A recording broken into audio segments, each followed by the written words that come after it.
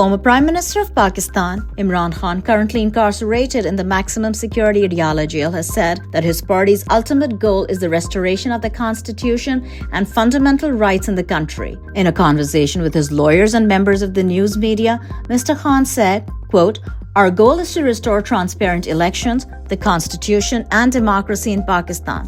We want democracy to be reinstated in the country, rule of law revived, and suspended basic human rights restored," end quote. Pakistan has witnessed unprecedented state violence against Mr. Khan and his political party following the toppling of his government in what he has declared as a soft coup led by then Army Chief Qamar Javed Bajwa. Mr. Khan has now been in jail for 529 days and has not been seen in public during this time. Pakistan's powerful military intelligence agencies have imposed an unannounced ban on Mr. Khan's statements in the media. His messages are shared through his family or members of his party through his Twitter account.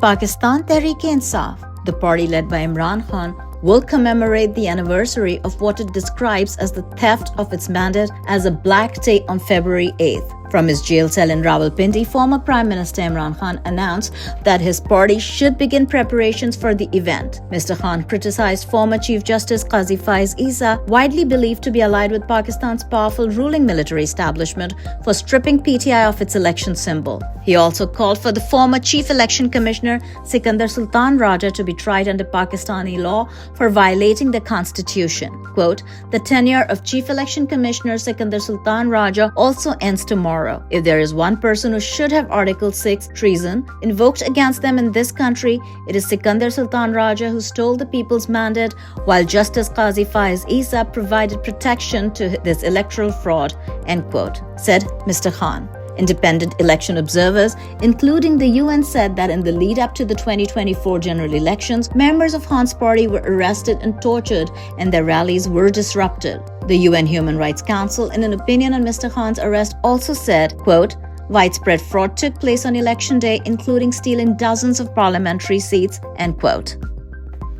The grave human rights violations in Pakistan by its government, security and intelligence apparatus took center stage in the UK Parliament on Wednesday during a parliamentary briefing. A detailed account of widespread human rights violations in Pakistan was presented by Pakistan Tehreek-e-Insaf leader Saeed Zulfi Bukhari, victims of the Pakistani state's transnational repression, and other members of the diaspora. The session focused on the unlawful detention of former Prime Minister Imran Khan, military trials of civilians, custodial torture of political activists, and the violent suppression of dissent.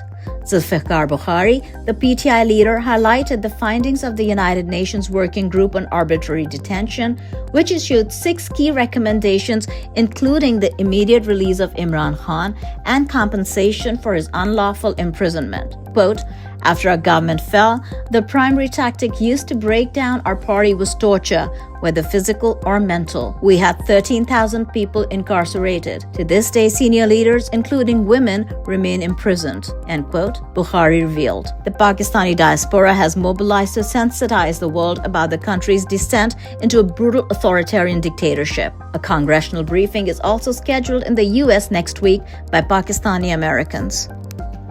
Palestinians in Gaza are celebrating after mediators confirmed a ceasefire deal has been reached between Hamas and Israel after 15 months of war. The truce is set to take effect on Sunday, January 19th. Occupational Israeli forces, however, are continuing with their attacks across the Gaza Strip, killing at least 30 Palestinians in the enclave since the agreement was announced. Hamas official Izzat al-Rishq says the deal reached in the Qatari capital Doha meets all of the Palestinian group's conditions, including the full withdrawal of Israeli forces, the return of displaced people to their homes, and a permanent end to the war. The occupational Israeli forces' war in Gaza has killed at least 46,707 Palestinians and wounded 110,265 since October 7, 2023. The deal, which was originally agreed to in the summer, was pushed through after President-elect Trump pressured the Israeli leadership through his presidential envoy